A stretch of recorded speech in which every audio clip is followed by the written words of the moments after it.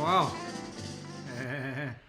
My goodness. Gotta say, I love that intro, man. It's so Nice nice. and jazzy. It is, huh? Yeah. Anybody I guess love it? you're a home DJ. I'm the DJ. You're You the can call me DJ DJ. M. How you doing, everybody? It's great to see you this evening. Wherever you're watching from, we're so excited you're here with us. You know the drill. Tell us where you're watching from, how long you've been married. For those of you who it's like negative, like 2 months or negative 1 month because you're getting married in a month's time, write that down. But if you're planning to get married, you're not married yet, let us know that as well. But welcome to Asking for a Friend. Yeah. I'm pretty excited today. I'm actually You very, are? very excited. And I about think today. we're live on we're live On on Facebook. Facebook, we're live on YouTube. So today, by God's grace, it seems everything's working really well. Yeah. So we're really excited We about have a that. few people on YouTube. We have Njoroge Wamboi. Uh-huh. He's waiting. Waiting. All right, Yeah. let's do this. Emmanuel Lakoff is tuned in. Okay. Lois Chalo. Oh yeah, Lois is. I recognize that name Oh, now. that's so cool. As for Revealed, Evangelical Mission. Yeah, we're gonna give them she is. we're gonna give them Yeah, a prize just for sure. Yeah. Emmanuel Lakoff on YouTube, tuned in. Lois Chalo here, everyone. Are you on YouTube as well? Yes. Oh, okay. So I should go to Facebook. Yeah, go to Man, Facebook, I mean, we yeah. should be coordinating. Okay, Persis is on. Persis On is just such a loyal person. I love Persis. It's great to have you here. I can see you as well. And let's see, who else is here? Tell us who you are, where you're from. Michael Wambogo says, sometimes silence is the most noble thing. My goodness, you've already started there. We've not even started the We've not even conversation, started. man. Ireri Amos is saying, watching from Kitale. Great. Really, really good to have you. We're Moravian Carol Wanjao, and we are many, we do many things, don't we? Yes, Yeah. that's so true. We are pastors. Yes. We are Authors, speakers, absolutely. Parents, parents of three amazing. Oh, By the absolutely. time you have teenagers, you're a very humble parent. humble parents. We're humble parents. We are also We're marriage coaches. And then in addition to that, I'm a trained marriage and family therapist. Absolutely. And he's a theologian in the family. so- Absolutely. So We yeah, balance. so you know where we get all our wisdom from in Yeah. the house.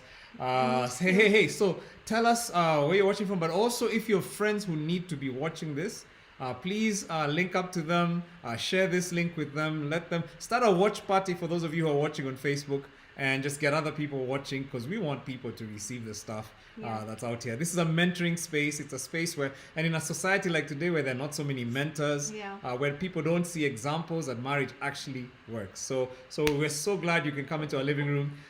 We run several different marriage experiences, and but right now this is called Asking for a Friend. It's a weekly mentoring experience, and we're so glad you're here. Yeah, we also run, as he said, a couple of different marriage experiences. The first is Ndoa, Yeah. and some of you may be familiar with Ndoa. It's a 10-week experience that helps couples build on their foundation Yep. or renew their marriage. So you could have gotten married, but you never had a foundation course, and you can tell, that there are a few cracks in your foundation. Ndoa is it for you? Ndoa is it for you? And the second is a new one. It's called Couples on Money. This one is an online experience. Yeah. It's actually not that new, but But well, it's relatively it's new. relatively Yeah, new. yeah. And this one helps couples build financial intimacy or oneness, so they can become everything that God intended for them, especially as far as their finances are And it's concerned. fully online, so it's very convenient, convenience of your home. So that's what we run. And then in addition to that, we what else do we do? We have our mentoring program. Oh, yeah. The Ndoa Door Couples Community. Yes. Thank you for reminding me. We do the Door Couples Community, and there's a link. If you're watching this on Facebook, there's a pinned link there. If you're watching this on YouTube, there's a link there. If you click on that, it takes you to the Couples Community. And what we do is that's our mentoring space. It's a space where we share content that is useful for your marriage.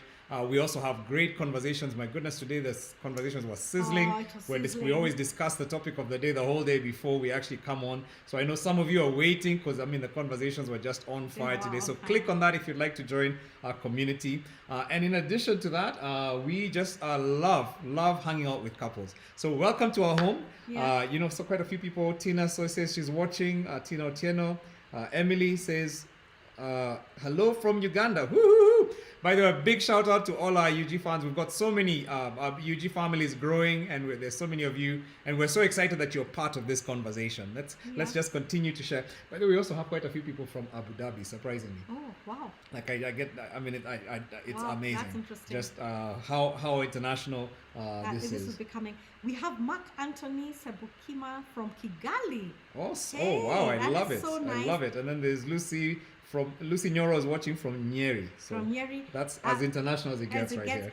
I didn't know that Revealed Evangelical is 9 years married and tuned in from Berlin. I actually didn't know. I love that. I love like- that. and When Boy then- says watching from Langata, I love that. Yeah. Yeah. And then there's Jerry Jomo. You know, now there's some names that, you know, when you say Jerry Jomo, It's you know, hard for you. it's hard for me. to It's roll a off your tongue. tongue twister. I think you need some olive oil or something. Oh my goodness! Yeah, I really just Yeah. yeah, it can get a little crazy. So hey, it's great to have all of you. We're so excited about this. Can't wait to jump into our show today. What's your high from this last week? We always start with talking about Yes, your high. you I want know to know. what? I don't even know what your You high don't know is. what So my tell me, high yeah, is? what is it? I'm actually feeling so much better. Yeah, because Yeah. I'm feeling now. I haven't, yeah, and I'm just feeling today. I just woke up and I was like, the winter is over. I mean, I'm Oh. really, really thankful. Yeah. Yeah. I know you had a hard week I last week. had, yeah, just a couple of very rough weeks, but Yeah. yeah, Oh, that's so good, man. Yeah. That's such a high. yeah. You know what my high is? It's not bees. Can you believe it? What is it? Like today, I just decided I'm going to call some of my buddies that I haven't spoken to for a while Yeah. and just chat.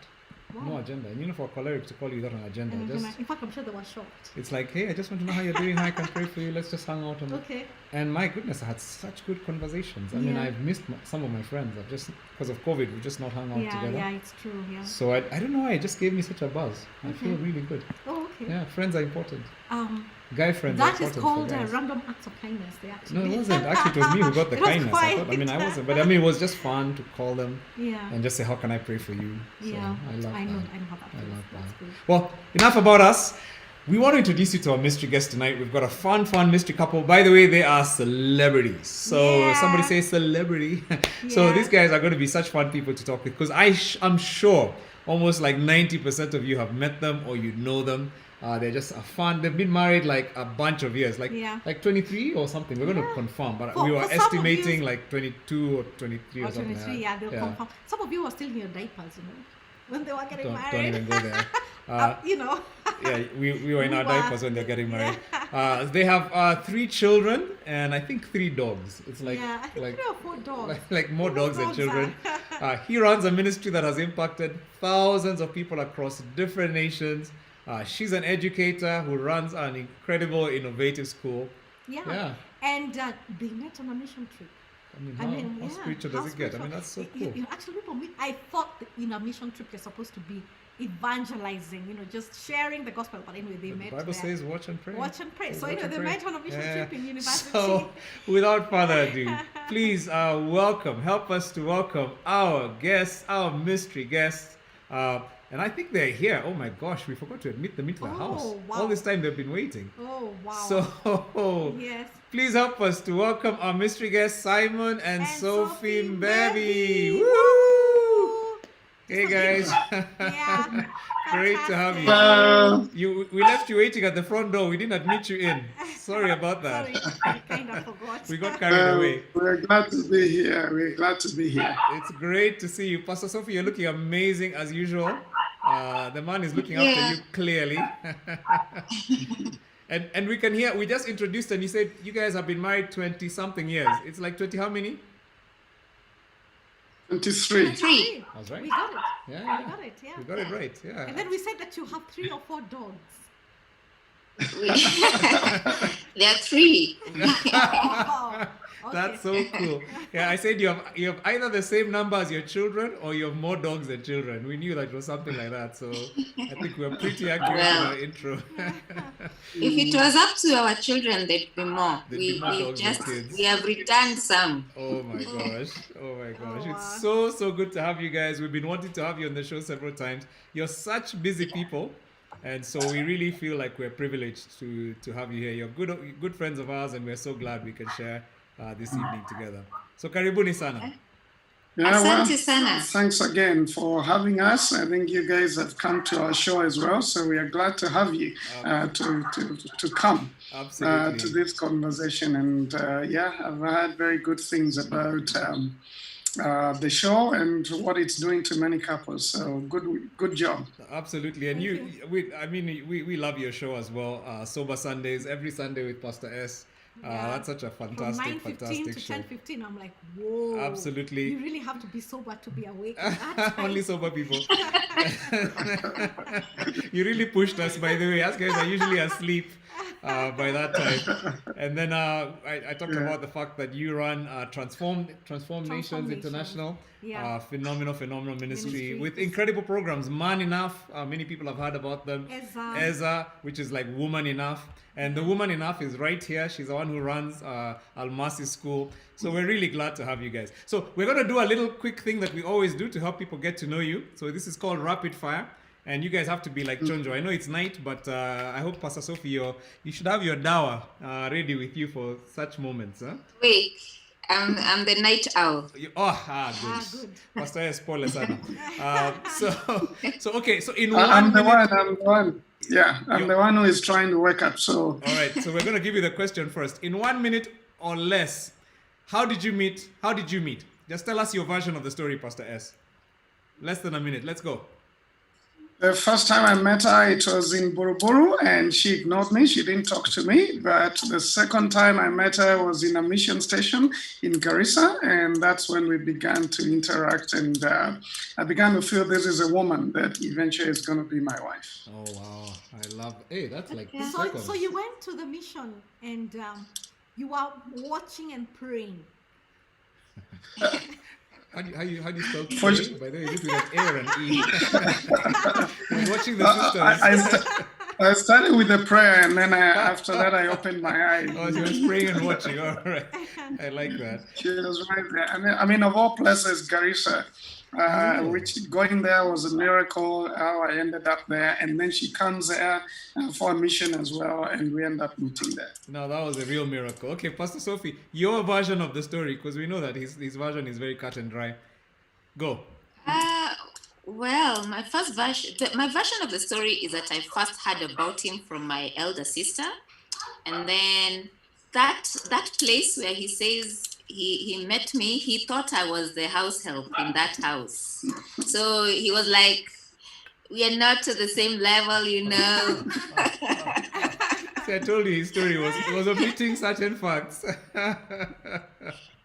He found me washing dishes, and I'm that kind of a person that I can't sit still. I've got to do something. So yeah, so that's what happened. So he spoke to you But it's Swahili okay. and was polite. Yes. But so in the mission, like, did you see this brother just opening his eyes during prayer, looking at you? How did you know the girl was interested? I was seeking the kingdom of God, literally. And then all other things followed. The scripture came true. No, seriously, I had gone to Garissa because I felt that it was a turning point for my life, and I had gone to.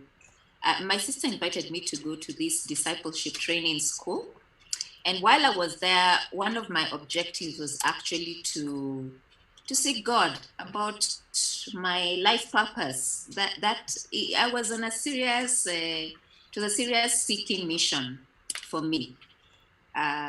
So I was not even thinking about marriage. It was the last thing on my mind. And you found your life partner, not even your life purpose. Come on, I love that. This is so good.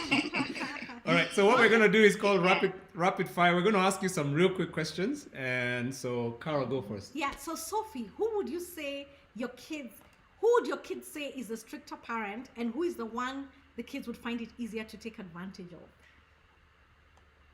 I think I'm the stricter one. They find it easier to take advantage of Simon. Oh, Pastor S, I can just see that. Yes. Loving that. Okay, Pastor S, what is one thing about you that Sophie wishes could change?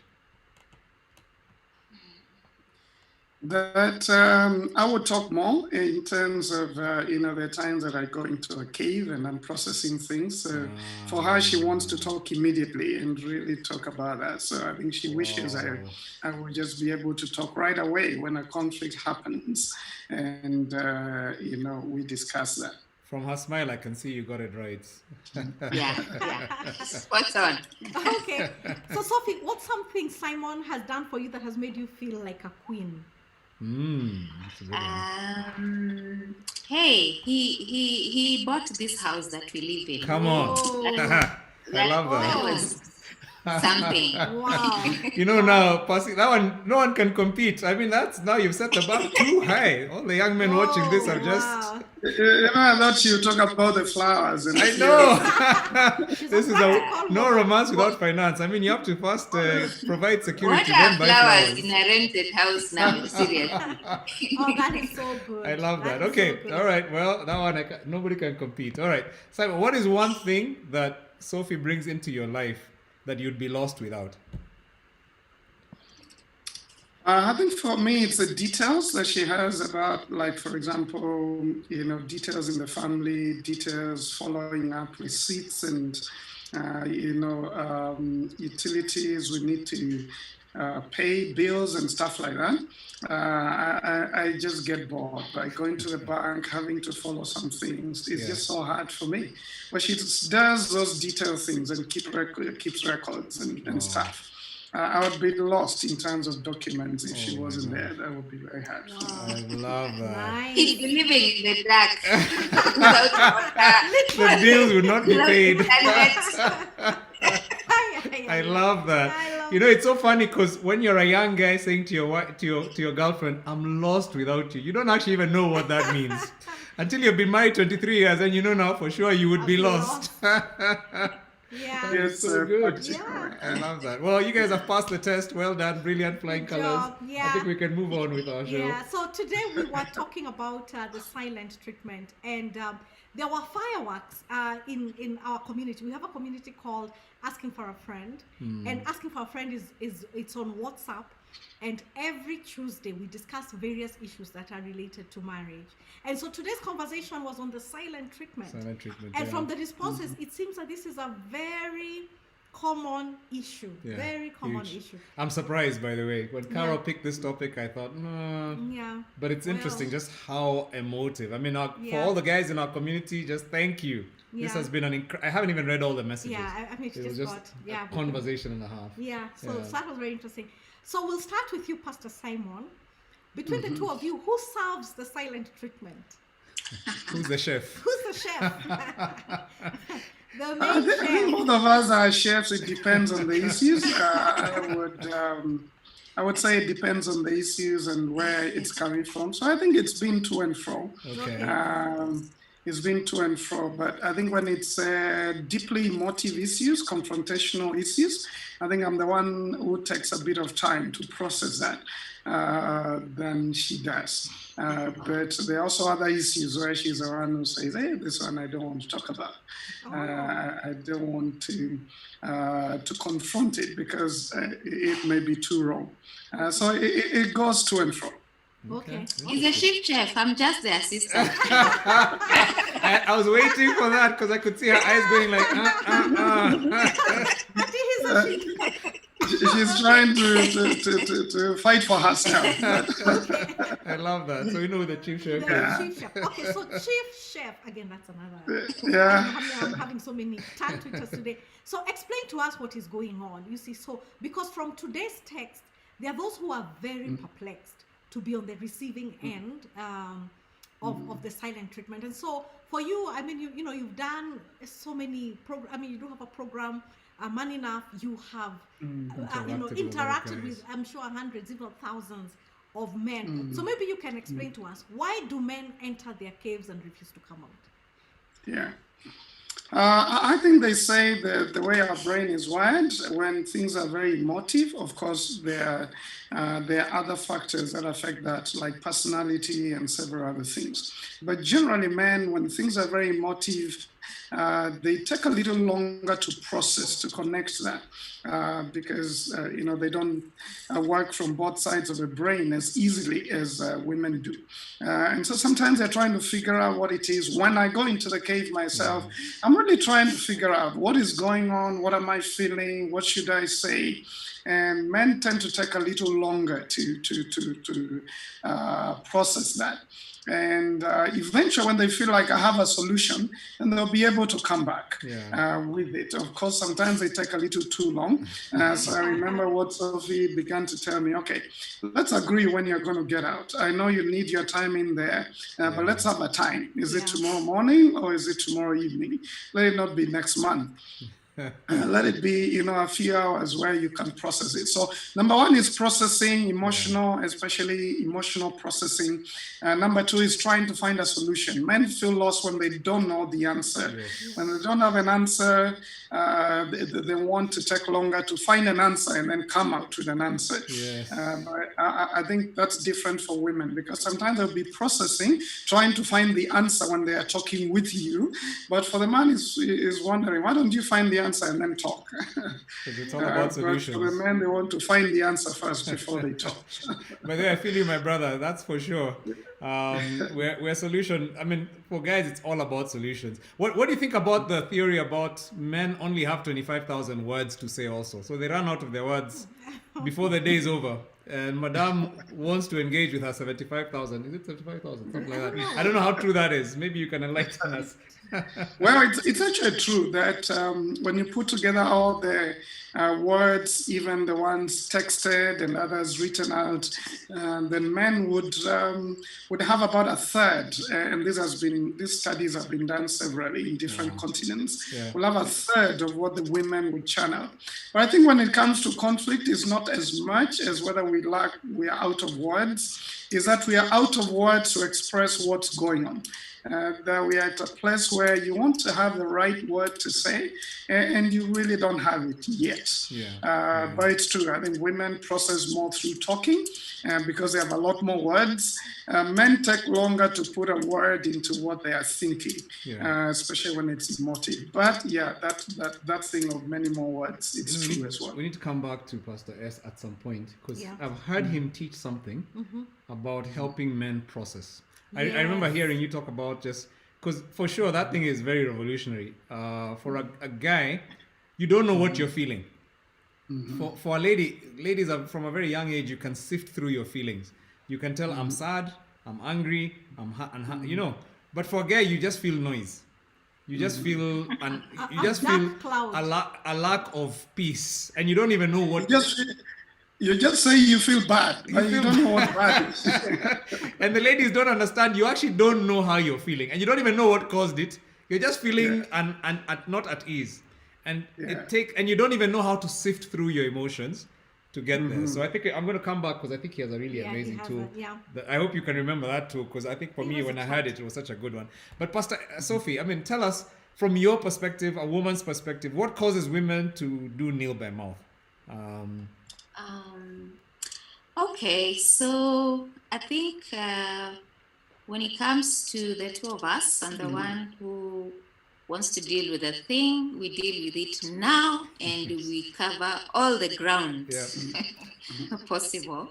So, and I think sometimes I'm a sucker for, man, let's get to the bottom of this. But I realize that, for Simon, that is threatening. It is very threatening, and it really frustrates.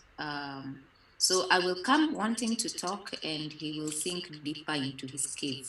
So I end up like twice as frustrated. And so for me, so what I have decided is that I have learned to, why do we do it?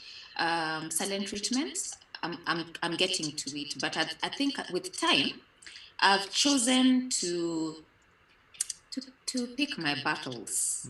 There are those that are mission critical, and there are those that you can just let it pass. If it is important enough, it shall be picked another time. So sometimes I will keep quiet, because I think it is the best, it is the best thing, to keep the peace. And yeah, because I think the older I grow, the less capacity I have for drama. Also, Yeah. my capacity for drama is becoming very thin. So I'm like, nah, nobody's gonna die. This thing can be picked up, or it's not as important. So I keep quiet, and I'm like, Yeah. we'll pick it up if it needs to be picked up. Yeah. It will be picked up, but I guess it becomes shocking because it becomes shocking because maybe that's not what he's used to. So it's almost like, oh, you're quiet. Come on, say something. Say something. Has something changed? So I think why women do it, I guess women do it out of frustration because they're not getting what they want. Yeah. So you do it and you do it and you realize this thing is not going anywhere. Yeah. So yeah, you keep quiet because now will you keep shouting deep into this cave and nobody is responding?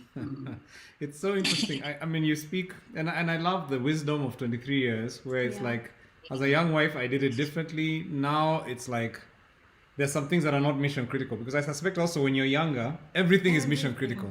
Yeah. He didn't come home on time. That's mission critical. He didn't compliment how, it's almost everything becomes mission critical. But I'm hearing almost something there that is hopefully a word for somebody listening. Not everything is as important as it looks in the scheme, the bigger scheme of things. Maybe, Pastor, I could add something. Just from hearing her over the years, I think I've come to realize that sometimes as a lady you keep quiet, and she can correct me if I'm wrong, but what I've heard her say and other women, when you're trying to see whether this man can realize he needs to change. So it's almost like a tool of getting the other person to change. Because you feel like, okay, if I keep quiet, maybe he's going to come back and say, okay, can we talk? Can we do this? So it's almost like I'm going to get you round into the place where we can talk. That is so profound, because somebody actually raised the question. I think it was a woman who said this. And I don't know, I'd love to hear whether you agree with this or what you think. Because this person said, I feel silent treatment is a form of, this one was quite strong, is a form of emotional abuse. Especially when the silence is maintained for days. And I mean, this person is talking about when somebody decides to weaponize silent treatment.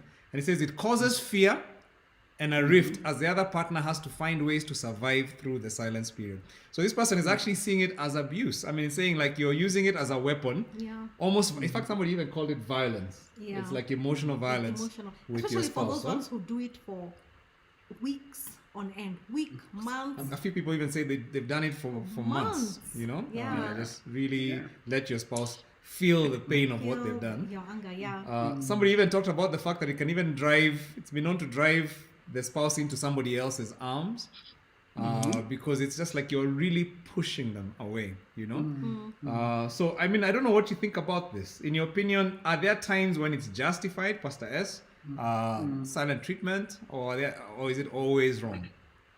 Yeah.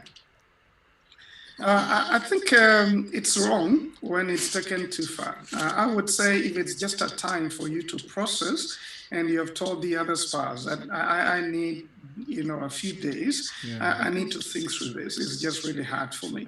That one is, it's good communication because at least they know what's going on. They're not wondering why you're quiet, why you're not talking, and you're not responding. When it's done the other way, even if it's for a short time, if it's for punishment, then it's not right. Because I'm trying to punish you, make you feel it, and that always pushes the other person into a defiant mode. And especially when it's done more than a week, I think it can get to a place where, depending on the emotional strength of the other person, that it could get very, it could feel like abuse, as you're saying, that this person is just punishing me, and some people could think too much and end up in a bad mental state. So I think it shouldn't be done. I mean, 3 days, if you need time to think through, or 4 days.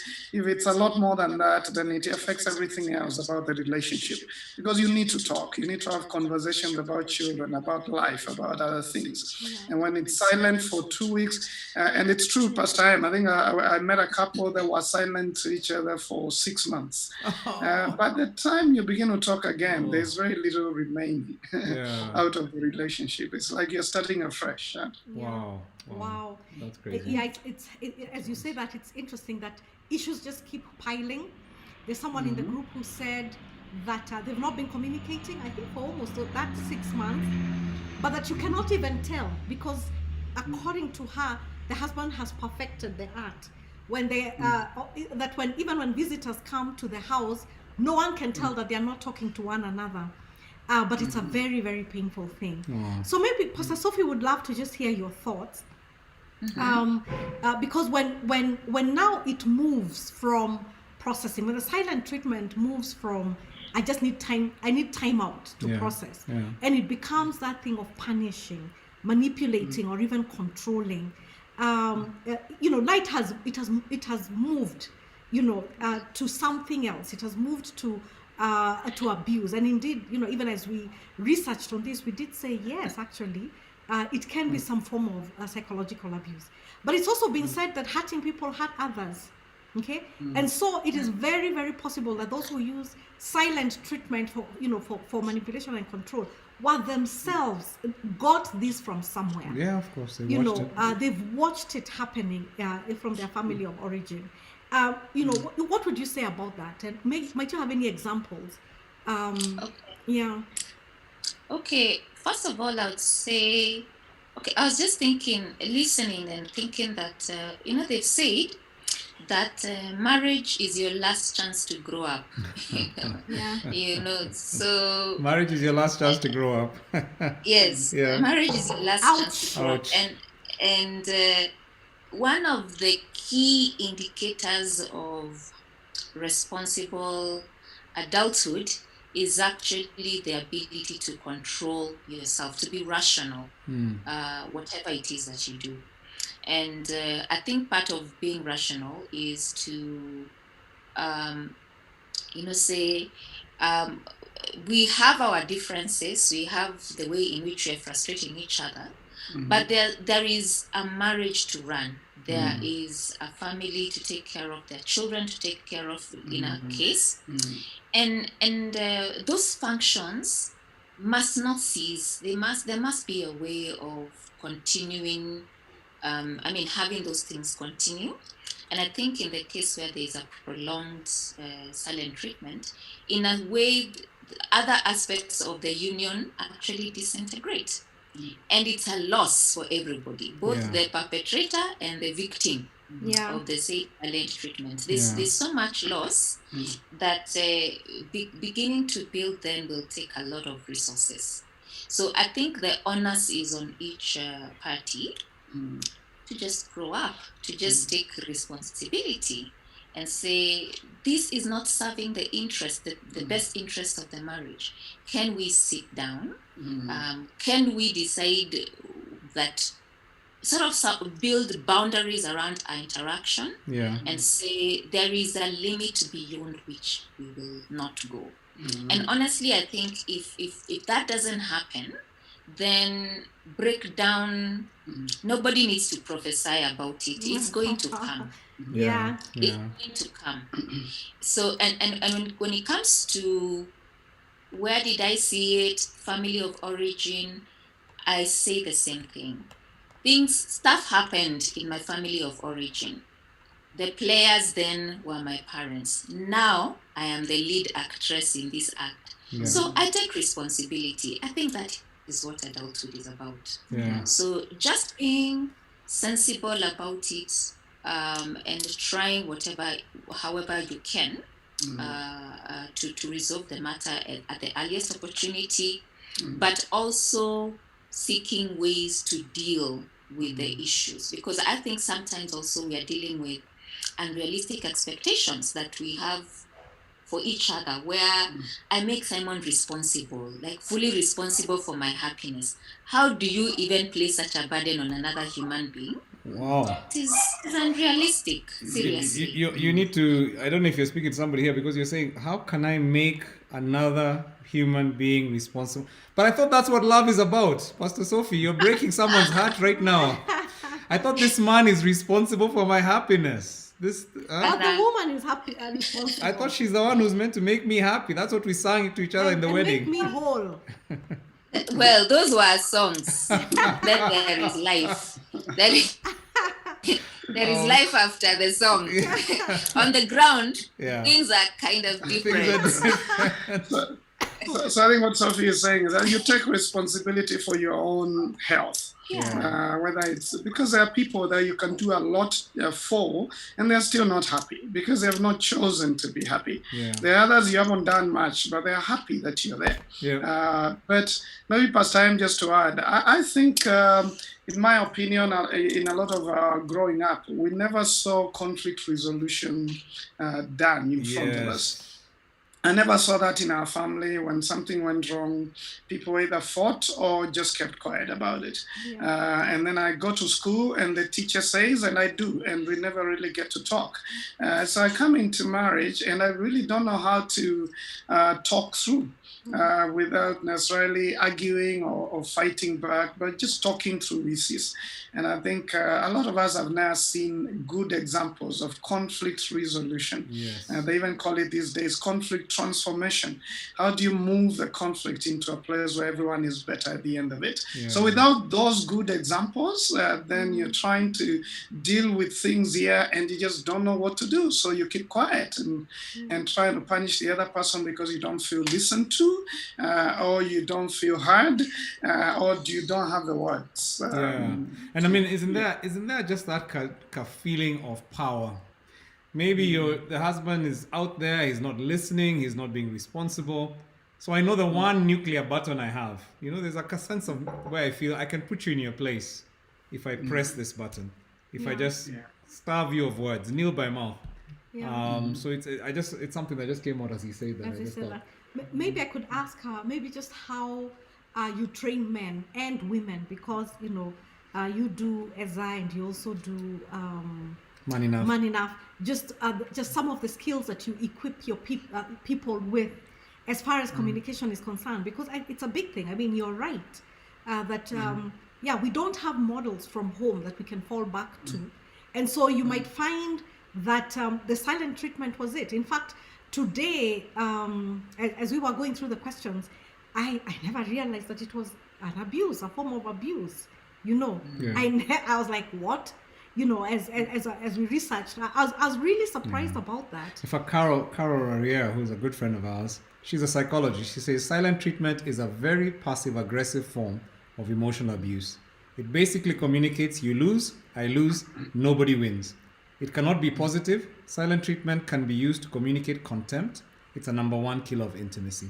And so absolutely, I think you're absolutely right on that. But I think your question you're asking is, Pastor S, how do you train, or Pastor, how do you train people? Do you train, and how? Maybe just a few, I don't know. And maybe it's that too you're saying, Pastor S, for men. How do you help guys begin to understand how to process how they're feeling? I think the big thing for us men is that we were taught growing up, big boys don't cry. So we just stuff it in, we don't talk about it, we don't express our emotions, we don't even understand them. And so together with the not seeing conflict as a place to get power over the other person, that's one of the things we say, that it's not about power and who has it and who controls this thing, so that you begin to use it in that way. And secondly, we talk about self-accountability. No one else can hold you accountable. You hold yourself accountable. Others can just remind you what you committed yourself to, but you've got to hold yourself accountable and be able to agree that you've done something wrong and you have the power to change it. It's not beyond you. But there's this tool we use just to help men, especially, just understand their emotions. And So I think I'll say guys, get to all out the your mothers, markers. Guys, get out your pens. This is important. This is helpful. Yeah. All right. and I think I would just say to all the mothers out there that it's a good thing to train, especially your boys, this thing when they are young. Yeah. So that when they grow up, then they understand those emotions. And different psychologists try to summarize the main emotions in different ways. So we use this one, and it's not necessarily the only one out there, but we find this just easiest for men. So we call it sachet. So S is for sad, being able to say, I feel sad. Yeah. And what does it mean to feel sad? It's because of loss. There's a sense of loss. Wow. You've lost an opportunity, like a lot of men, come from work, they lost a job or an opportunity, and they feel bad, and they don't know what that bad is. And it's really sadness. Yeah. And that there was something you were to get, and you lost it. You have a sense of loss, or you lose a relative or another relationship in business. So being sad, S for sad. Then A for angry. You're angry. And anger is about frustration. You're frustrated. You want something and you can't get it. You're trying to do something, you're trying to talk to someone, they can't get you. So you're frustrated, you're angry. And it's okay to say, I'm angry. Yeah. In fact, we've taught our kids to be able to say, Dad, I'm angry with you. That's not bad. That's okay, It's an because he's emotion. expressing what he's feeling, and now we can talk about it. But I think it's very threatening in our culture to tell your spouse, I'm angry with you. Then it feels like a fight, but really you're expressing what you feel. And so anger is about frustration. Yeah. 3 is being scared. So the third one is another S for scared, that you're fearful. You're scared that things may not work well. You're scared you might be misunderstood. You're scared that you may fail. You're scared that you may not have money next week. So being able to express that, I'm afraid. Yeah. I'm afraid about this and that and what's going on. And then H is for happy. Happy. So happiness is about what's going on right now. Like, I'm very happy to be here. I'm very happy to have this conversation. I'm very happy to be enjoying ice cream right now. It's about what you're going through right now. Yeah. So that's happy. And then E is for excited. I'm excited about what's going on. So being able to say, like, I'm excited about a trip next year. I'm excited about next week and the birthday celebration. Yes. I'm excited about, what's going on tomorrow with my boss. So excitement. And then lastly is being tender. Yeah, tender is an emotion, and it's really empathy. I'm tender towards you. Like 2 days ago, I was just tender towards Sophie because of what happened at work. Someone needed to move on from stuff, and I knew it wasn't easy for her. So I was feeling tender towards her, empathetic, feeling tender in terms of love and good emotions towards another person. That's tenderness. So we just use that, and then we tell, every time we meet together as men, we say, every man check in and say what feelings you're having and why you're having them. Yeah. And they would say, I'm sad today because I lost this yesterday. Then I'm angry because I just don't know how to talk to my wife. I'm trying and it's not going through. When we get, over and over again talk about using that tool, then men become easy to talk about their emotions, and they can process a lot better than when they didn't have the words to explain what they're feeling. That. So I think that's a tool we use, and it's really helped a lot of men. Now, for ladies, as you're listening, you're thinking, duh, this is basic. Why would you teach anyone to say that they're feeling sad? But I want to tell you, this is revolutionary. Yes. Once a man begins to understand how they're feeling, it changes life. It's like women mature emotionally so much earlier. By the time you're in high school, a girl can tell you how she's feeling. Yeah. When you ask a guy how he's feeling, he just says, he doesn't know how he's feeling. Let me tell you a funny story. I remember when I was 30, and we watched a movie with Carol. Titanic. I think it was Titanic. Now you're dating us anyway. But Oh, anyway, well, yeah. yes, So I watched Titanic, and I remember in the movie theater, as we were watching the movie, I just began to feel wet. My cheeks were wet. So I remember just going, hey, what's this? Like, I don't understand. What is this? Why are my eyes? What's wrong with my eyes? Am I sick? Like, I didn't know I was feeling sad because the movie was actually sad, it was such a strange revelation for me to actually go and process later and think, you know what? I think I was actually crying because I was sad about the movie. Like, it didn't hit me. Yeah. And that's what I say for women. You probably don't understand just how emotionally delayed and obtuse we are as men. This is why we need a cave, because it's like I just feel Overwhelmed. I feel overwhelmed and I don't even know that You I'm feel bad. I feel things. I feel overwhelmed. things, and I don't know what I those don't things know are. what I'm feeling. But you know, Pastor M, is also the way we are brought up, socialized. Yeah. Because we're not allowed to feel those To things. express Culture ourselves. doesn't allow us Yeah. to look weak in that way. You know, I always like give this example. If Sophie was found on the streets crying, everyone would stop to ask her what's wrong. But if I found me crying on the streets, they'll make a meme out of it and say, men these days are just crazy. I shouldn't even laugh, but you it's know. true. It actually is Yeah, true. So we they're don't allow not, our sons, and I love what you're saying, because one of the things that Carol does with our kids is ask them, how was your day? And every day, just a chance for everyone to just give a blow-by-blow account on their day. But also just teaching him to express himself, to feel, how did you feel about that, you know? And I think it's just such a privilege. I look at him and I think you're such a privilege to grow up being able to talk like this. Because even when I was married, I didn't know how to tell my wife how my day was. How's your day? Fine. Like, it took me a long time to actually learn to unburden or to share, you know, because I didn't know that that's how you socialize. I wasn't socialized that way. So I think you're absolutely right about men. Yeah. So there's a question here. Yeah. What do you do when the silent treatment escalates to a sexless marriage, and any effort to deal with the issues, including seeking counseling, seem not to be working because the other spouse does not want to put in whatever effort, and whenever a slight conflict arises, they threaten to leave.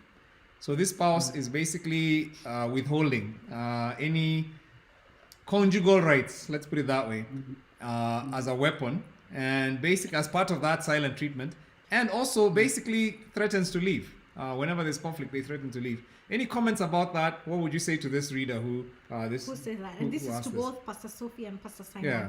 What are your comments? Okay, so I think I'll say there that that's a very toxic, very like extremely toxic environment. It's an environment of abuse, like as far as I'm concerned. And I think at that point, you know, when I'm one of those people who say that I believe that marriage is forever, but that forever marriage takes two whole people to, you know, to actually be together. And so at the point where there is a constant threat to leave, I'm asking, is there a marriage left at all? And has the death of that marriage already occurred, and it's just that we are not having the funeral, you know, it's postponed, it's delayed. So it's a very, I mean, even as you are reading that question, my heart was just fearing, because it's one of those very difficult scenarios. And I think it's a drastic season, it's a drastic space, and they say that drastic measures need to be taken for drastic situations. So I'd say that that is at the point where you're beginning to say, is there a marriage at all? Do we need to part ways? Yes, I just said it. Those are very, very drastic moves, because at the end of the day, especially if children are, if now there are children, then the parents get lost in that toxicity. So the overflow, you know, begins to happen, and nobody is now parenting these kids, or they're being parented by two very broken individuals. What are you doing to those children? And so, just to say, it's extremely toxic. If they're children, it's a situation that, as far as I'm concerned, that requires evacuation of some lives before life is lost. So it's a very drastic thing, and I think people need to think about those things. As you're you saying go down it's a drastic road, situation. It's actually a drastic such a very situation. toxic situation. Yeah. Pastor, And I think, Pastor Em, I think it's a hard question, because I've faced that where, you know, one of the couples for like 4 years, there had been no conjugal rights. No sex because of that. Someone else just beginning to punish the other person. I would say, of course, try every intervention possible in terms of conversation, whether it's parents or pastors or any other person any of the two people, especially the person who is the one holding out, they respect. Try and get intervention. If you have tried every intervention and it hasn't worked, then you could have an arrangement of separation. Not divorce, but a separation where you say, okay, can we take some 3 months off to think whether we really want to work on this? I've seen that works in certain places. Of course, as a pastor, I never want to see people separate. But if it has gone into toxic measures and it's just getting worse and no intervention has worked, there's no listening, no one wants counseling, then you get to a point where you feel, okay, maybe we need some time off for a few months for us to know, do we really want to fight for this or not? And sometimes that may work, but yeah, it's always just a difficult situation. Yeah. Wow. Yeah. Wow, that's quite drastic. Well, I mean, I think maybe what I'll say from our side, one of the things we did when we first got married, and for those young couples watching this or couples who are dating, I would really encourage you to think about this. One of the things that we made a commitment is we say the D word will never cross our language. That we will never threaten each other with separation or divorce. That's not on the table. And so we said, you're stuck with me. And that's what everybody says to each other anyway at the vows. But we actually contextualize our vows. And I told my wife, you're stuck with me. I mean, you're never going to hear me use this in an argument because it's not an option on the table. And I think having that security when you're having the difficulties is actually very helpful, because once you know that is a security there, then it allows you not to come into the conversation thinking, but what if what I did, and what if this person wants to? That was a great sense of security. There are times I felt my wife is very unhappy. There are times in our marriage I've just felt I'm in such trouble. My wife is just there's a dark cloud, But I think it just gave me some comfort knowing that I know that that's a commitment we've made. We're going to see ourselves through. Let me tell you, when your spouse is not feeling you, that's just the worst thing. Huh? Yeah. But just knowing that she's committed and we're going to work through this has been very helpful. But another thing that we committed to each other is we said that we'll never hit below the belt. And for us, below the belt is actually saying we argue above the belt. When we're having a disagreement, it is above the belt. Anything below the belt stays in the relationship. Our minds may be disagreeing. There's some things we need to discuss, but our bedroom is not involved in that argument. That chamber does not get involved. So we've actually learned to say Pax. You say, okay, decentralizing the department. You say Pax. You say, look, I know we're not autonomy. I know, exactly. You say, look, this is a decentralized function. This is actually an issue where we're saying, okay, look, this issue we're not agreeing today. Doesn't look like we're going to finish this story today. Can we just go Pax? We'll come back to this conversation tomorrow of unhappiness. But for now, a man's got needs, a woman's got needs. Let's get the job done. Let's enjoy ourselves, because the Bible actually talks about the fact that you should not withhold sexual rights to your spouse unless it's for prayer and fasting. And I would add, even then, you don't fast for the year. It's not yes, exactly. And so that was a commitment we made. And actually, that was such a helpful commitment, because in a sense, it means I never punish you because I'm unhappy with you. That's not my job. I'm always working towards reconciliation. Even when I'm unhappy with you or angry with you, it's never on the table that I can actually punish you by withdrawing conjugal rights. Because I think that's just another form of driving you away and manipulation. Yeah. And I think it's what somebody said, that if I win and you lose, we both lose. And that's the thing that both partners need to understand. There's an enemy out there, and the enemy is not my spouse. And if I punish my enemy and he loses and I win, then we both lose.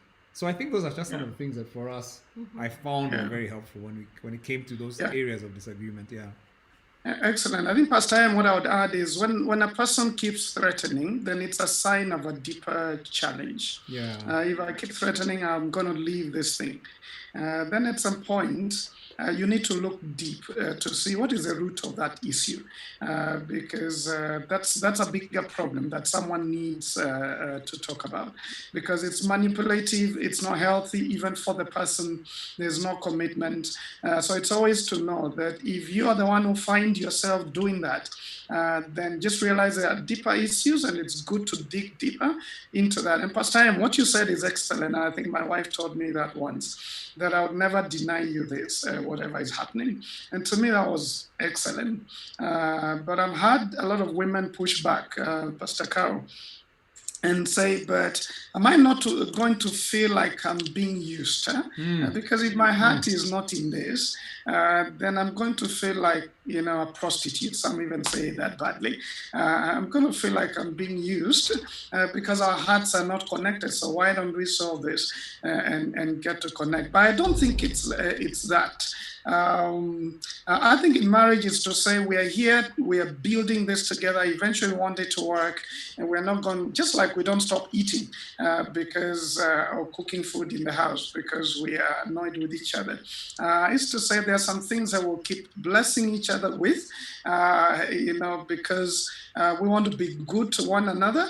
But of course, if it's a bad case, there are times Sophia said, this is available, but I felt guilty without dealing with the issue, and said, let's deal with the issue. Yes. And then let's do this. So it draws you back just together. Being humane with each other, so that a man doesn't begin to demand. You heard what Pastor Ian said, you must, and yet you are not doing any effort to solve the problems. I think it should be that we make this healthy for each other as well. I love that. And I think it's both ways, because I feel one of the things that we learned a long time ago is that the emotional need of the wife is huge. And emotional means that I'm actually affirming you.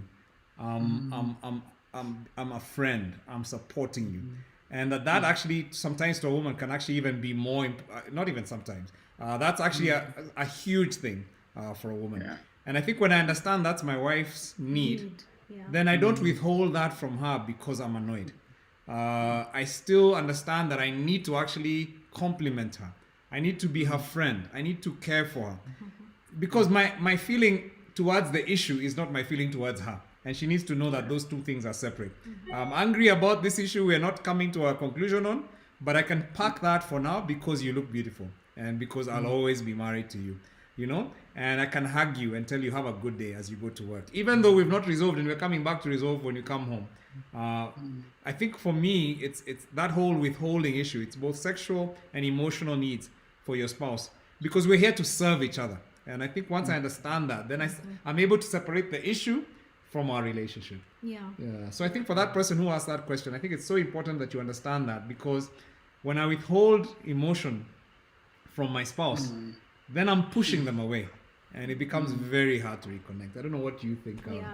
I think so. I think for me, I remember I think you even automated it.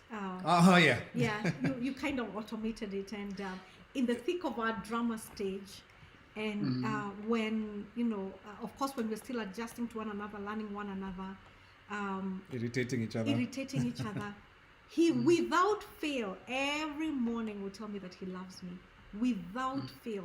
And I think it was a mental. Just tell you. He'd kiss me and tell me that he loves me. I had a process. Every morning, automated. Regardless of how we went to bed, yes, I'd kiss her, I'd hug her and tell her I love you. And every evening before we went to bed, I'd kiss her and hug her and tell her, even if we'd had a really bad disagreement. And I think what that did for me is that it gave me a lot of security. Just to know, this man is still committed to me, no matter what would be going through. But then I also think biblically, when we think about love, it is, I'd hate to say this, it's not an emotion. Because, the emotions go, the high emotions go. But love is a commitment. And when we even think of the definition of love, according to Corinthians, it is love is patient. Love is kind. It does not keep a record of wrong. It's very, very practical. And sometimes I think that aspect can get lost in the middle of the fight.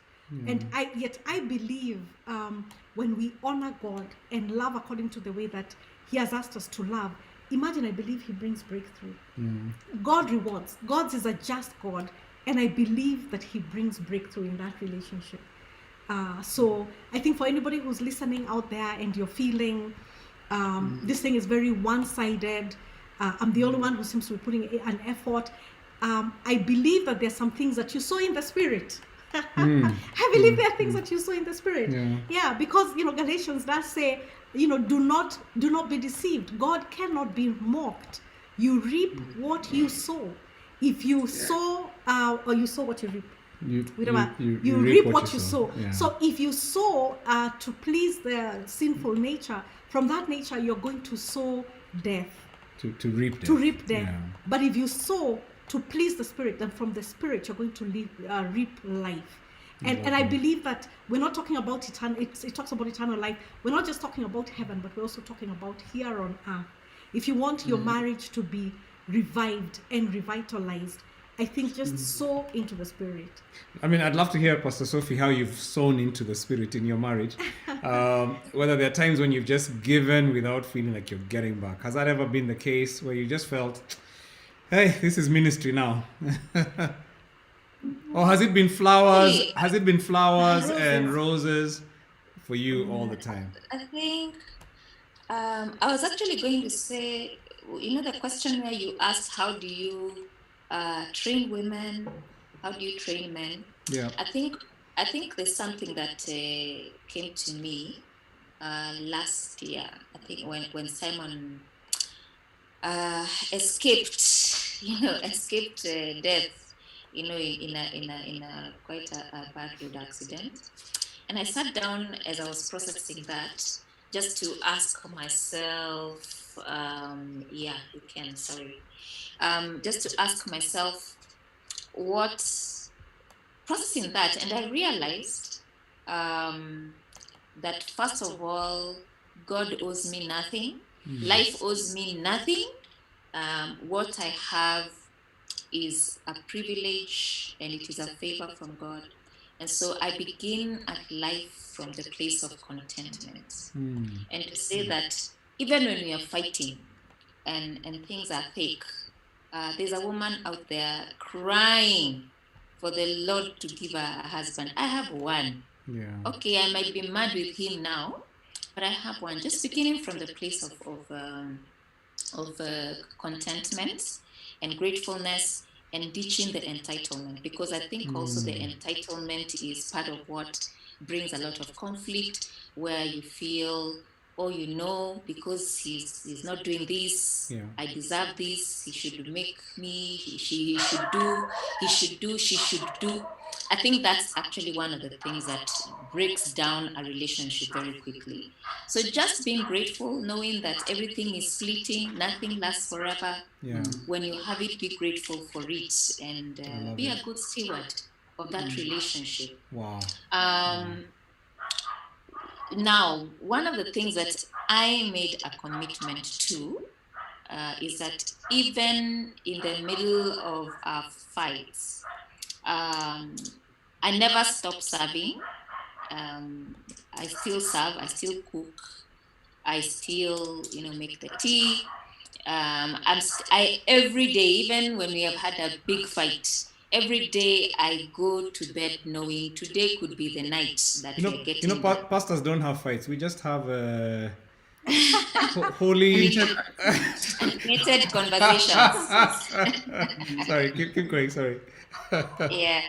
So I think that is part of what I'm calling growing up, and deciding that the union is greater than me. The union is greater than what I feel I deserve.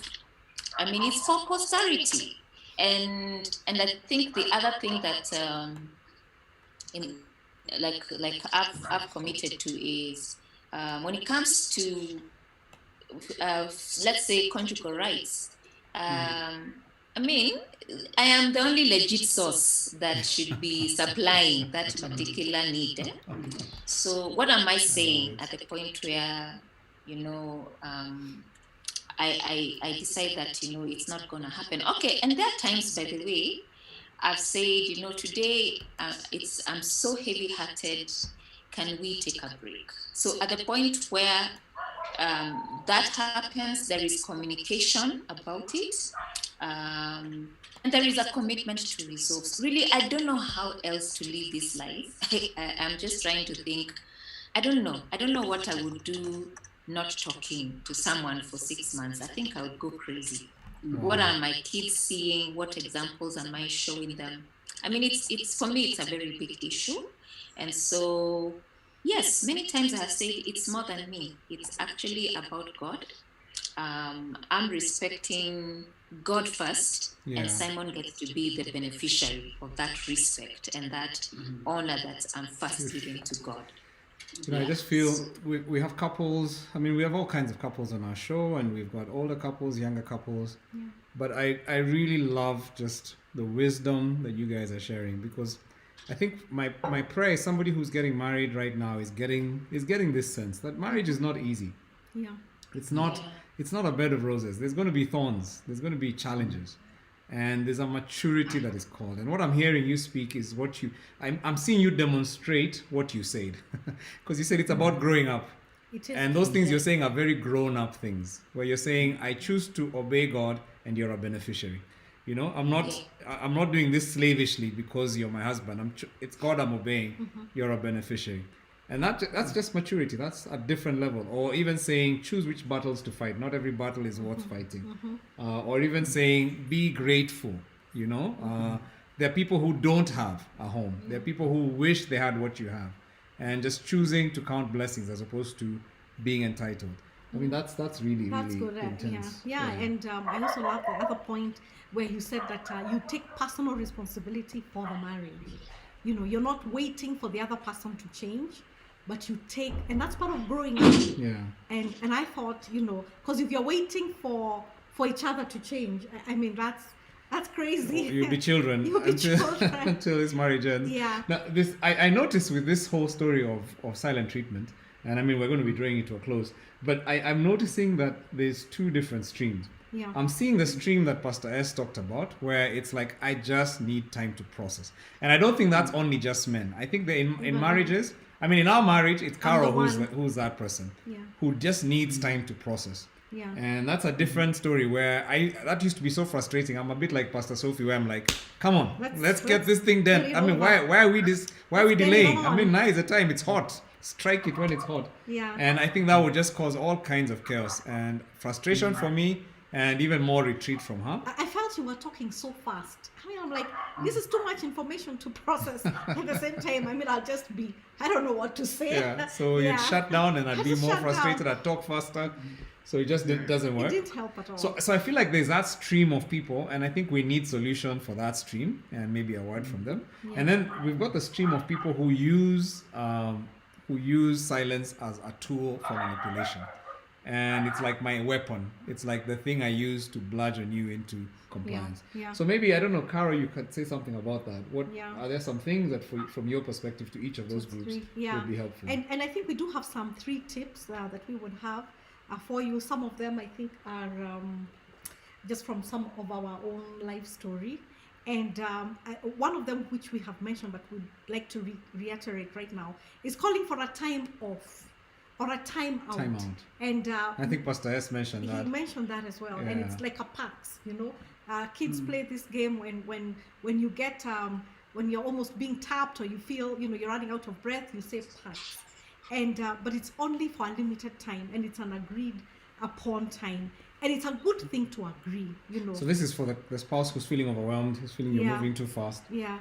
And in fact, we would say after this evening, or, as a takeout, because we're hoping that you're applying the things that we're talking about, have the conversation and explain to your spouse what really is happening when you shut down. Yeah. Explain and just say, this is what I'm feeling. I mean, or this is what is going on in my mind. And then agree, can we have a time out? And limit it to about 2 to 3 days. just because I know, the other spouse really gets frustrated when the matter lingers for too long. Yeah. But, just have that kind of a timeout. I like, and for us, we really learned that, because we learned if you just say, give me time out and you don't come, she would actually ask for it and then the issue passes. Somebody had even asked on the group, what if by the time you're finished with your thinking, I've already moved on, Yeah. So I think just giving a very clear, let's talk on Wednesday at 5 after work. That allowed me now to feel, okay, she's not running away from the issue. Yeah. She's processing it. Yeah. Yeah. Yeah, and maybe because I think it's a personality thing, and I think we have close personality types. I feel like sometimes it's good to agree how to communicate. Like there are times I don't know how to communicate, but then I'll send a text and say, I'm in this process, and we can talk tomorrow, because I feel like if I begin to talk, then I'll be worked up because of where I am at. So agreeing on some ways of conversation, and then for the other personality that is like Pastor M, that wants to let's deal with this. Then I think one of the things I had to tell Sophie, when I send that text, please don't attack the issue. I'm just informing you because I need the time. Yeah. So if you begin to attack it or raise other things, then I'll feel like I'm not heard. So you are pushing me further even away. Just say, I've heard you, I'll wait for us to have a conversation. But if you begin to say, but, and this and that, then it feels like we're already fighting in the text, yet I needed time just to process this so that I can come out. And I love that, because that's actually what it is. It's like the second thing is give the other person space. Yeah. When they ask for it, respect their need to process Yeah. and give them the space to do that. Don't raise your voice. Don't speak faster. Don't give objections. Just agree with them. Like, just enter a space of saying, okay, let's clarify with them. So what we're saying is, we're going to come back 2 days from now. We're going to discuss the issues. Here are the issues we're coming to discuss. All right, that's done. And for us, once we did that, we were on parks. Everything else continued in our marriage because we knew we had a date we're coming back to discuss them. Yeah. But I think we also agreed that you don't talk loudly, because I can't hear. Now, me, that's, I don't know. For me, when I don't think you don't, you ever seen the movies when people are talking to, usually it's Americans talking to other people, and when you're not understanding, they speak louder. I think I'm like that. You speak louder. I was like, I can't hear. So make ground rules, I guess. Yeah, make and I remember you saying it's your family of origin. That's where I come from. I mean, my family, we talk loud. Yeah, and I think that felt very threatening. But I think we also said no shouting, no ridiculing, no putting down, no trying to put down your spouse, especially for the more assertive one, because it does not help the spouse who would call the runner type. It does not help them at all. Yeah. All those, they don't at all. So just tone down. Because they're always fighters and they're runners. So for fighters, tone down. For the runners, negotiate for some space. Yeah. And then the third one that we have is to sharpen your communication skills. And I mean, we have said, no one ever tells you, when we are growing up, you don't even imagine that learning how to communicate is something that you should know as an adult. And families barely equip their children or their members on their communication skills. And so probably if you've come from a place where silent treatment is a strategy, then I would say for sure you definitely do need help. You do need to sharpen your communication skills. And then I also love the tool that Pastor Simon gave us of sachet. I thought that was really brilliant. If that can be part of your family culture, I love the fact that you say you talk about it with your children. In fact, I thought for me, my takeout from this session is that I would like for us to actually have a family conversation about that. To incorporate actually, that. I learned that as well. To incorporate that, just so that we can make it a culture. Because there are times that are going to come when we need to cash in, when we need to have difficult conversations. And the thing is, I came from a loud family, but I also came from a family that did not validate feeling. So when you say you're sad, it's like, aren't you praying? I mean, come on. What's wrong? Yes. Like get a grip. life. So you actually feel guilt, and I think I sometimes might do this to my kids, where it's almost like I expect positivity, which invalidates when somebody is sad, like you're saying, when they're tender. And so I think that's a big takeout for us. Yeah. So I hope that this is helpful for somebody. Create the rules of engagement. I think Diane put what we're saying right now in a very good summary. For those of you where the real issue is communication, it's you feel overwhelmed when your spouse comes on too strong, create some rules of engagement as a family that would allow you to take the parks, allow you to give the space, and allow you to grow in communication. Let's talk about the second type.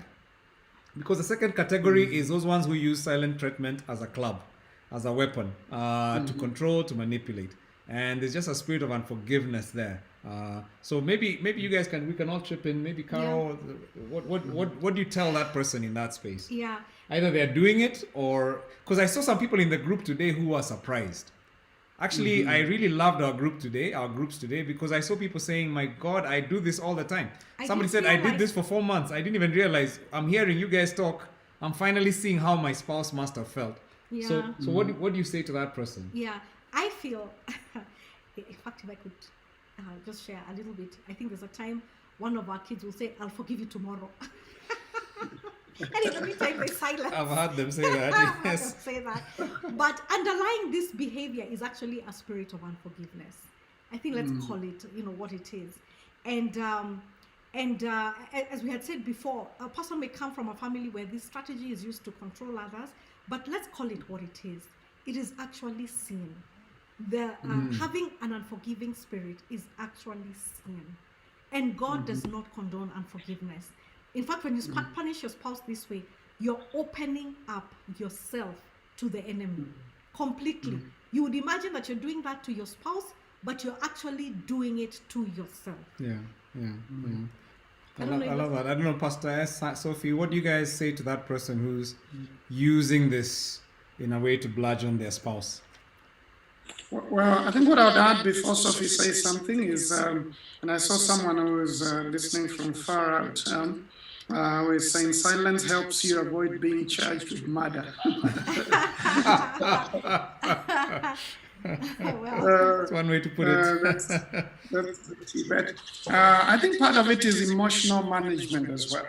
I think when you talk about emotional intelligence, some of it is emotional awareness and emotional management. How do you manage your emotions? Because I think some people have are short-tempered, so they don't want to talk because they may say some things they can never take out, and so they keep quiet, and then they keep quiet for too long. So I think it would be good for all of us to learn how to manage our emotions. Daniel Goleman's book on emotional intelligence, it's a very good book around being able to understand how to manage your own emotions, if that is the case, because sometimes that's the case. You just don't know what to say or what to do, and being able to appreciate your emotions and use them for good. Because someone has said emotions are like the dashboard. They're indicators of what's going on in the engine. And if you don't obey them and begin to understand them and use them, then your engine might knock. Yeah. Oh, wow. That's interesting. Well said. I think when it comes to the people who, I'm just thinking, by the way, and I know I may be taking us back a little bit, but there are some people who going silent is their way of protecting themselves from what they perceive to be an unsafe relationship. Yeah. So really, I don't have. Okay, so it means then in that case, someone is feeling threatened, and they're feeling, how I keep myself safe is actually by keeping quiet. So basically, yes, really what Simon says is what I'm saying in these many words, that if silent treatment is going on, it is an indication of brokenness, and brokenness needs to be fixed. Yeah. And depending on the level of brokenness, fixing may be a process. You start somewhere, you so you deal with it at a certain level. In another conflict, maybe it manifests again. And something that you have done habitually over many, many years will really take a long time That's so good. for it to go. So I think we need to exercise grace and patience with each other. Know that this where this person is coming from. We need to give each other permission to keep each other accountable over the things that we have agreed. And this also goes, by the way, even into parenting, because like I say, a lot of marriages, they begin as two people and they quickly, sooner or later, it expands to the children. So everything I do, I always, for me, I never think about that it is Simon and I always think about it's my daughter. She is learning what she will take into her next family. Yeah. We are her family of origin. And how we are now relating, we are passing on things to our grandchildren, even before they are born. And I think that thought really, really, really sobers me up when I get caught up in my emotions. It really does sober me up. So just keep in light of the bigger picture and what are you building? What seeds are you planting for the future? Because eventually you're going to, I mean, with every sowing there is a harvest. And you plant one seed and that seed multiplies many, many times over. You never plant one bean and harvest a bean. You harvest beans, many, many, many beans. Oh wow. So also having a perspective, a futuristic perspective, and saying, who am I sending out to the world? Because now our culture, like I say, somebody else's daughter or somebody else's son, whoever gets married into this family, will either experience it as a blessing, or it will be the thing that they are forever praying and fasting about, because now they are being oppressed. This woman is full of deep things, man. You're making me shake now, just thinking the sense of responsibility we all have, you know? Because you're right, what the silent treatment I'm giving my wife, I'm teaching my son to do the same. And so I'm creating a seed for my grandkids to be cursed, you know? Yeah. And so it's not about me. It's not about how I feel about my wife. This is much bigger than us. And our reconciling our commitment to be godly and to walk in a godly way, our commitment to work on ourselves, to grow up first, not to wait for the other person. There's a lot more at stake than just how I feel or how my husband feels. So I love those comments. There's a question that came over here that I thought is very quick that you can answer. Yeah, it needs to be quick because we're almost out of time. And it asks, is separation allowed in the Bible? Yeah, we talked a lot about that last week. So I'm going to just push someone back to that. Remember with Alex and Vera, and we talked about the fact that it is a measure of extreme last resort. That we will always choose that even when a separation does happen as a last resort, it is always with the perspective of reconciliation. That it's always for the sake of reconciliation. I mean, that's the only godly thing I can say to that. It's only for the sake of dealing with the issues. The issues so we can reconcile. So that now we can reconcile. And even that space needs to be refereed. We talked about referees last time. You need people who are holding you accountable to the time agreed. You need to be working with counselors together as you're doing that. So I think that will be our biblical caveat on that. But they're great comments. Diane says silence sometimes is a need where the person is actually saying I need you, and the spouse can actually help the other out by drawing them out lovingly, a hug of assurance or of love. So thank you so much, Diane, for that. Felix says when you plant a bean, you harvest beans. That's a direct quote from Pastor Sophie. With every sowing, there's a harvest, Maggie says. And Beatrice says, statement of the day, marriage is your last chance to grow up. Very sobering. Every other conversation tonight is a rider. I mean, basically for her, that's what she's taken out of this. This is what this thing is about. Emily Ems picked this from Pastor S. Emotions are like a dashboard, indicators of what's happening in the engine. You ignore the emotions, there will be that was powerful. There will be an engine knock. And so when you start feeling the emotions are disconnecting, you need to pay attention and figure out what's happening. And those are some really great comments on Facebook. Yeah. I don't have any other. You don't have other comments to Yeah. add to that. Or Yeah, apart there's a from, Vicky Mweni Yeah. from California, Redlands. Is saying, so glad you made this online. Watching from here. Been married for 5 years and enjoying every bit of it. Marriage works. Oh, Marriage wow. works. good for you, Vicky. That's a great thing to say. And after 5 years too, that's an awesome thing That's to be still awesome. saying. I At love 5 that. years we were not. We were not quite saying that. But I'm glad you're saying it, glad you're Vicky. saying Marriage good job. works. Yeah, Marriage actually just works. Thank God. Yeah, yeah. And I love everything going on today. There's just so much wisdom. Someone asked if there's a recording after this. Yes, the recordings will stay up on YouTube or wherever you're watching it, whether it's on Facebook, you'll be able to come and just access it from the same source. And so, guys, this is so awesome. We love this. I think one of the other things we always say on this show is please seek counseling. If you're in a place where you feel like your things are not working for you, it's just not holding together, you can always get help. Pastor Simon talked about talking to a pastor, getting help, getting a counselor. That's not a sign of weakness. Even Tiger Woods needs a coach. All the best sportsmen Yeah. need coaches. None of us was built knowing how to run this thing. And so if you need to get help, please do. And There's, money if now, you're once you're in, Vanessa. if you want to, whether you're part of, whether you talk to Pastor Simon and Sophie, they have networks as well. And Man Enough and Ezra are great programs to help you grow. Because that's the other thing I was going to say. Apart from seek help, is you need to grow. Work on me. Pray for them. Stop working on them and praying for you. And one of the ways you work on you is by inputting into yourself. So if you're a man, take Man Enough. That's a great way for you to just begin to understand who God created you to be. If you're a woman, take Ezra. Come on as a couple and take Couples and Money on door. And these are just things that you can begin to do that help you grow to be who God is calling you to be. Taking responsibility for yourself. Not waiting for the other person to grow. I think those are some of the things we're saying. And then another thing we always say is grow, build a community around you. Don't be isolated, because the devil loves it when you're isolated. Who are your family friends? Show me your friends, I'll show you your future. If you're surrounded with people who don't believe in marriage, then your marriage is actually doomed. So this is one of the reasons we invite you into the Ndoa Couples community. Connect with other people who believe in marriage, who are walking that journey.